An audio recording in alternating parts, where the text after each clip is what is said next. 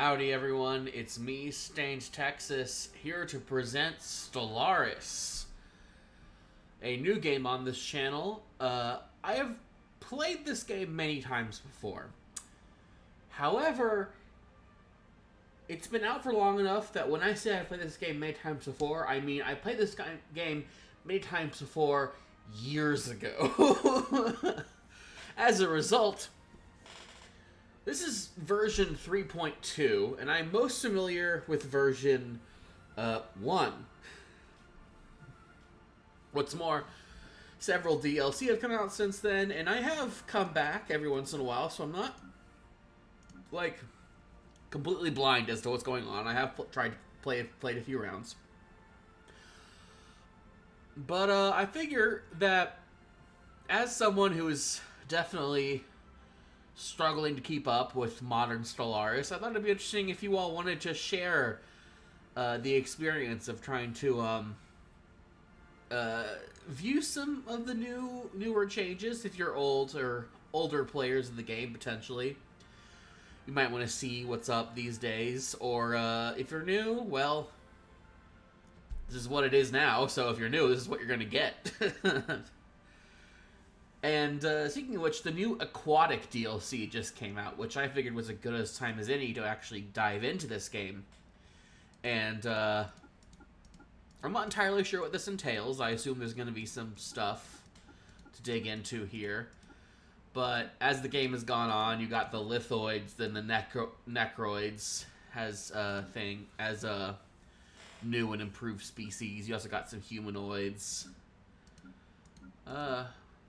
Plantoids. Plantoids are also a DLC species pack.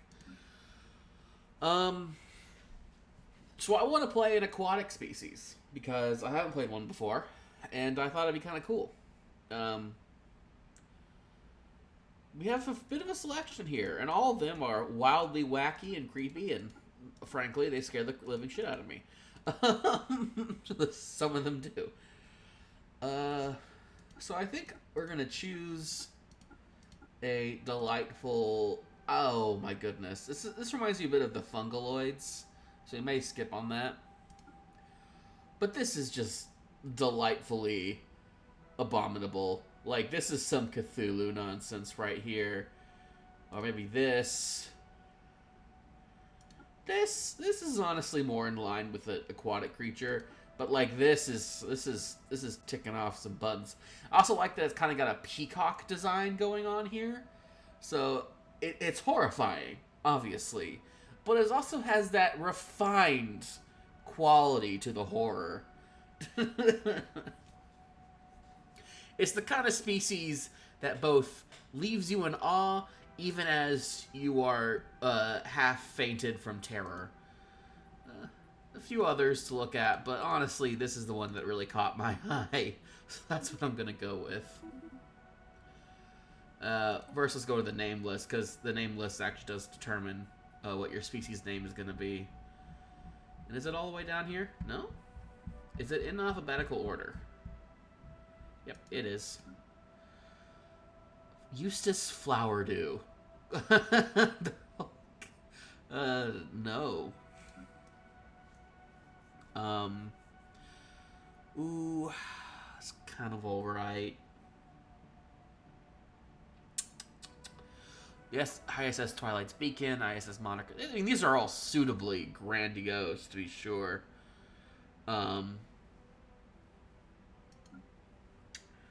Barnacle, Castaway. No, these are fun, but they're pirate themed. This is pirate stuff. And no.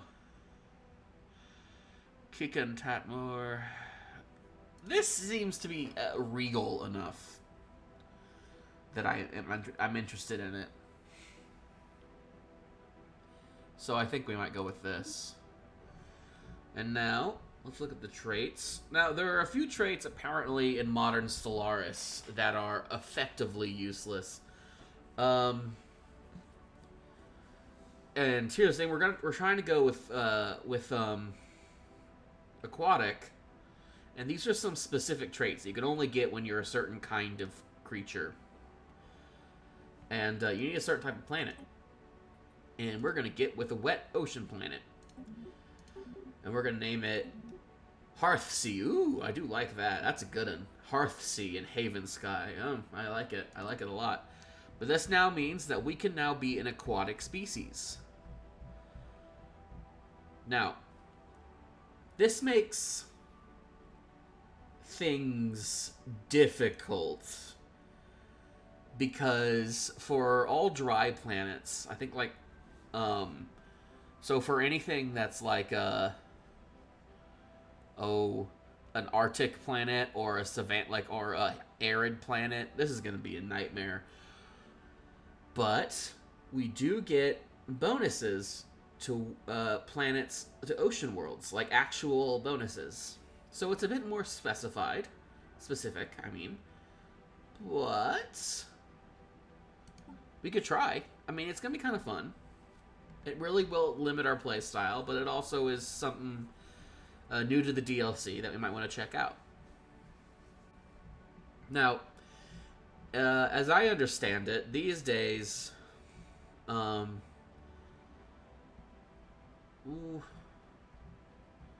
sedentary is still a really good one because immigration is kind of meh. It's kind of a nice one to pick if you want to get an extra trait. Now, I've always been a fan of intelligent, and as these are creepy, Cthulhu-esque things, I think having good research is natural. I think we're going to stick with those, keep it nice and simple. City appearance, obviously aquatic, obviously. Now, do we have any new... oh, we do. These are some new ones. A clone army. The species of short-lived and infertile soldiers. I don't know how many of you have seen all these origins. I'm going under the assumption that you've seen a bunch of these. I guess if you're familiar with the old game and you haven't played the game in its more modern incarnations, you don't know what origins are because these are new, at least in compared to the start of the game. But basically, long story short, these give your empire some additional flavor. This is like boring, but efficient in that it gives you it just makes your starting homeworld better. That's just kind of it. It just gives you some extra stuff to start with. Then you have things like Mechanist and Syncretic Evolution, which gives you your robots and an additional subspecies that's kind of a slave species. Life Seed is when you start in a Gaia world. It is super inefficient. You have the best starting home planet, but you are only your only habitable world type is Gaia worlds because you're so perfectly tuned that other planets just don't do it for you. Post-apocalyptic has almost the same problem, but with a worse planet than a Gaia world. So this is actually worse than a Gaia world. So make of that what you will. This one you get in Arcology, which is fascinating and kind of fun. You can rebuild the Arcology. It gives you a bit of a goal, and relic planets are pretty good. Shattered Ring used to be one of the most overpowered things ever. If you're playing a robot empire, it still is, because it doesn't give you a lot of food, but it gives you so much energy. You can do a lot of stuff with it. Void Dwellers. You literally only live in space stations, which is fun. It's really fun. It's also very inefficient, but you can balloon out really fast if you know what you're doing, because you can actually build your own homeworld, so you don't need, from the very start of the game, so you don't actually need to find habitable planets. Scion. You have an ancient empire sugar daddy. That is it. It is overpowered because you are the vassal of a fallen empire. There's very little that needs to be said about this. Like, that's it. This is the most overpowered one in the game. Galactic Doorstep. You have a gateway in your home system. It sucks. This sucks. Don't get it. Tree of Life. Only for Gestalt consciousnesses. You get a cool little special building that you can build, and it gives you cool stuff. Gives you really cool stuff. But its efficiency is a little meh. But it's a nice little additional thing to sort of, if you want to role play a certain kind of hive mind. Shuttles of Giants, you get really cool archaeological stuff in your home system, and if you complete the digs, you get a whole bunch of relics, and you get a Empire bonus. And it has a really nice little story about sort of, well, yes, on the shoulders of giants. It almost doesn't need to be explained. But yeah, Calamitous Birth. This is only for lithoids, the silicon-based people. Your colony ships are meteors. It's pretty cool. And you colonize worlds by slamming your meteor into it, which causes the world to be very altered by the fact that a meteor just hit it.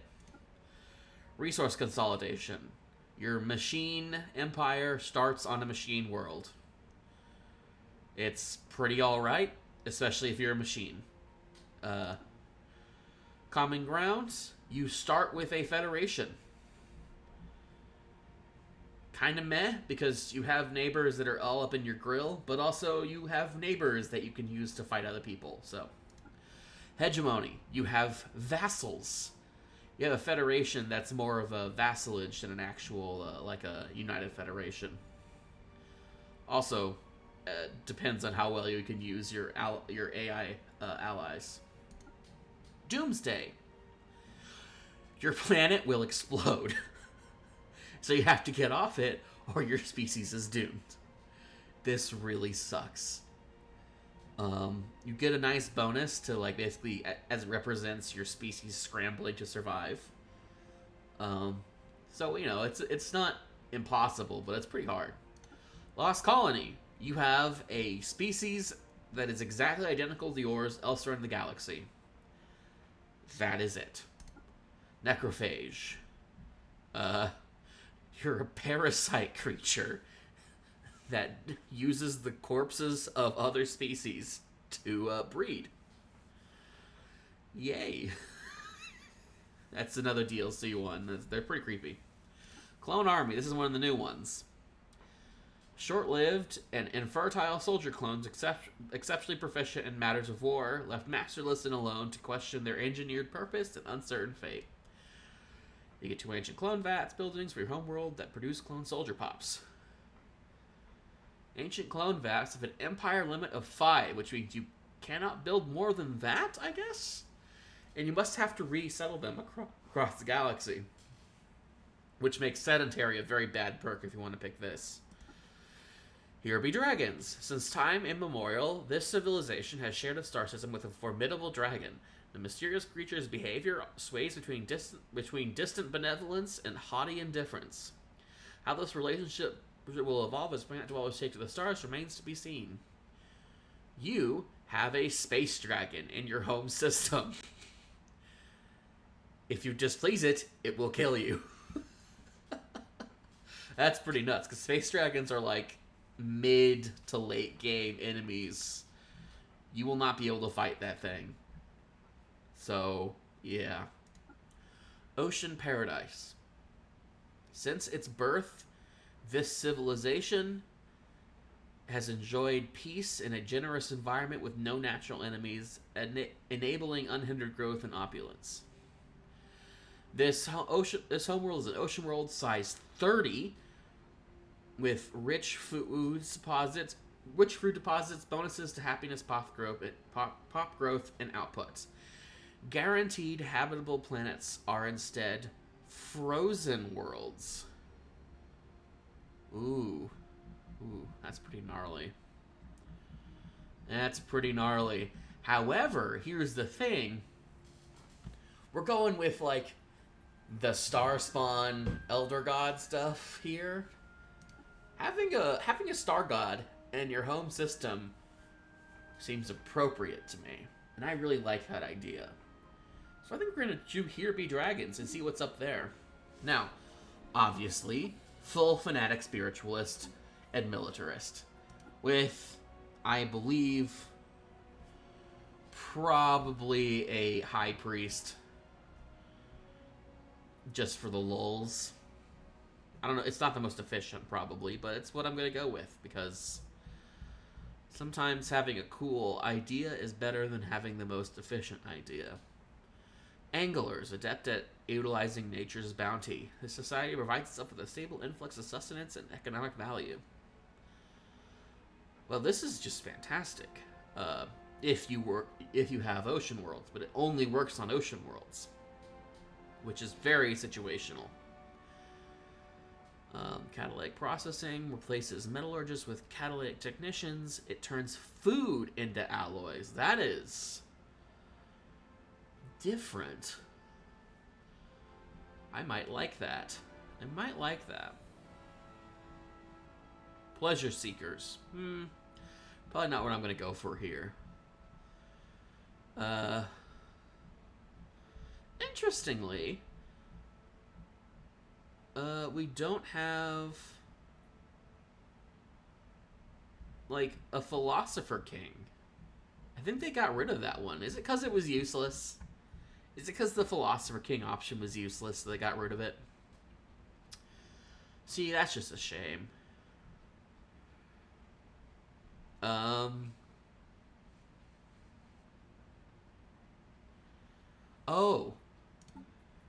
Oh, of course.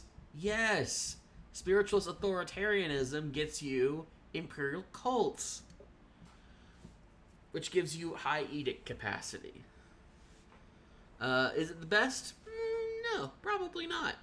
Is it cool? Yes. I think we're going to go with anglers, just so we can... No, maybe not.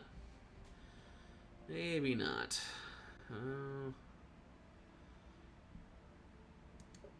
No, we're going to go with anglers. We're going to do it. Okay. Our course is charted.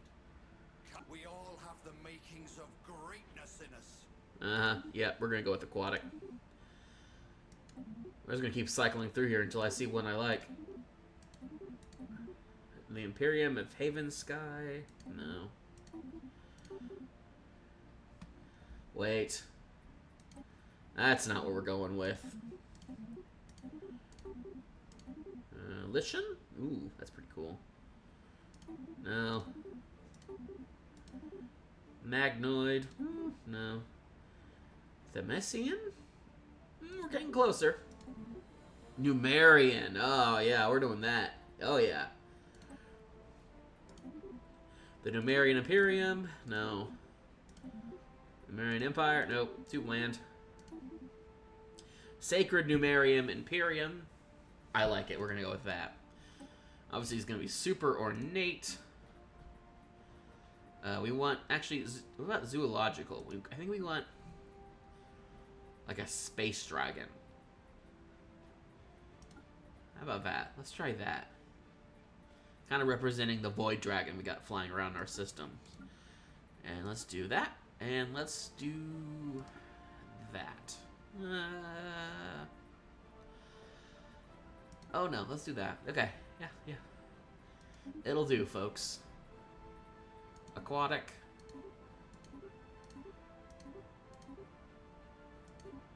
Ooh, it looks pretty cool, actually. And... sure. Color variants. Ooh, that's kind of cool. And we need to find a nice and ornate... This works. Let's do that. We're going to save it. And we're going to go. Alrighty. That is quite a lot, I think, of options to go through. We're going to go through them right now. Alright, first of all, large, not huge. We don't want this game to go on for excessive amounts of time, and I don't want too much lag. Spiral arms is generally pretty fun, I think, if I remember correctly. Though if there's any... no, it's the same. AI Emperor's Force 14 is perfectly fine. Advanced AI starts. I don't want any of them.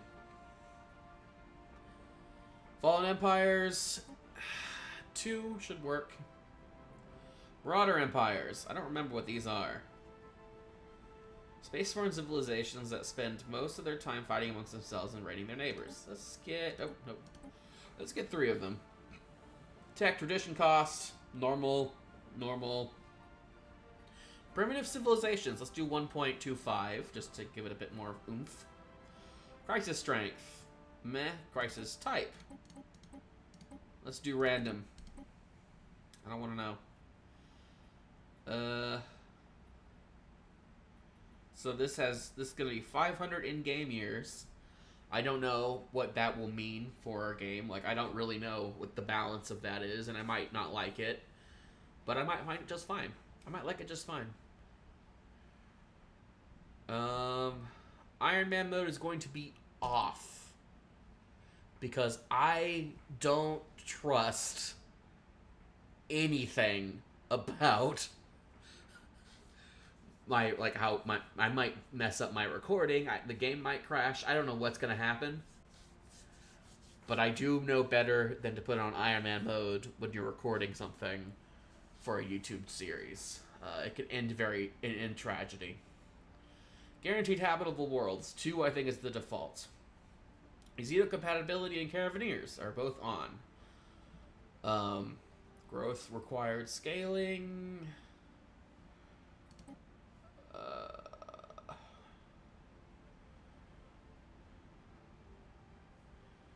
I'm gonna keep it at 25. That's fine. We're doing large, so I'm not too worried about performance. If it was huge, I might actually turn it up a bit, just to make sure. Difficulty. What are the difficulties?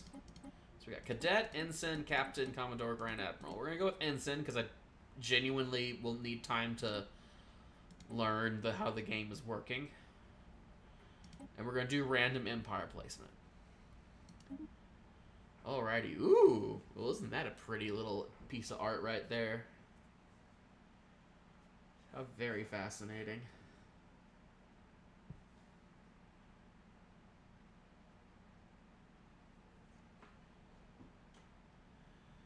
We have always known the dragon. It has graced the skies above the Hearth Sea since time immemorial. Our early interactions with it scattered throughout Numerian folklore. For a long time, it was a story of conflict, as our early weaponry proved no match for the mighty beast. But then the stories tell of a visionary who, against all odds, managed to broker a peace between Numerian and dragon. In subsequent encounters, the dragon has proved a distant, enigmatic figure, whose example has ever spurred our efforts to reach the stars. However, the invention of rapid propulsion systems and the discovery of the hyperlane network have brought a new, uneasy period of relations with the dragon, as we increasingly intrude upon the area it has roamed in solitude for eons. It is for us to decide what our future holds. Will we study the dragon and perhaps eventually learn to communicate with it, or will we be driven to conflict? The confines of a singular solar system simply too small to share with such a formidable creature. And there is our dragon. Such a wonderful creature, isn't it? It's very pretty. My goodness. It makes sense that our species has come to almost worship it. We certainly venerate it. Let's do our opening moves here. The extra research bonus is almost always going to be the best pick. Growth speed, obviously, because we want to grow as fast as possible. There's no obvious picks here, I guess.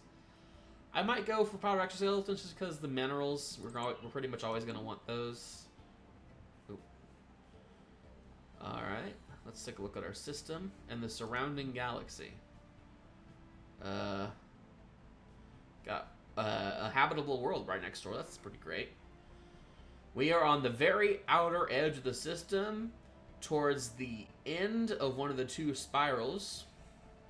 We do have a link here, so that we're not exactly isolated, but we're definitely our home world's definitely in the furthest reaches of the galaxy, which in some ways is good because that'll keep us safe. In other ways, we have less easily accessible systems. Probably. It turns out, it depends on how the hyperlanes turn out. Ooh, man, look at the detail on this baby. I could look at it all day. It's a hideous, multi-eyed visage. It's glowing maw. Like, literally, it's like, why is it glowing? It's bioluminescent. Jeez. Horsgar of the Endless Flames. Yeah, that sounds about right. Alright, let's look at our government. Our ruler is the God Empress Eshama, who's a warlike champion of the people. She's clearly a well-loved figure. We have some scientists, no admirals, no generals. Hearthsea, our capital, already has a temple to start with, which is pretty cool.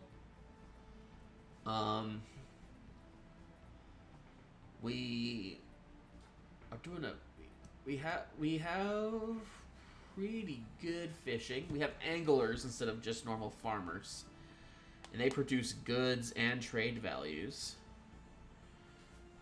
Let's see what how many of them are actually, yeah, they're all anglers. So they just make food and trade value. And we have pearl divers up here who are specialists, and they make the goods. Which means we actually have a lot of consumer goods surplus for a starting empire. I think. Actually, that might not be more than usual. It is pretty cool to have a specialized job system. Now, as an imperium, we're able to actually make edicts much easier. But I don't know how to make edicts. Or how much they cost.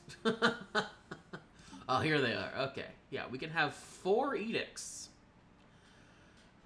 None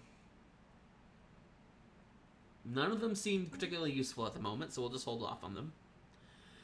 So, yeah, this is the face of our empire at the moment. Yeah, and I think when we come back next time, it's been almost 30 minutes. It's a good opener. We come back next time, we're going to go make our first steps into the wider galaxy, securing the resources of our home system, and figuring out what our relationship is going to be with our friendly neighborhood star god. If you like what you saw here, be sure to like and subscribe, and don't forget to come back for more. And I will see you folks next time. Thank you all very much. Bye.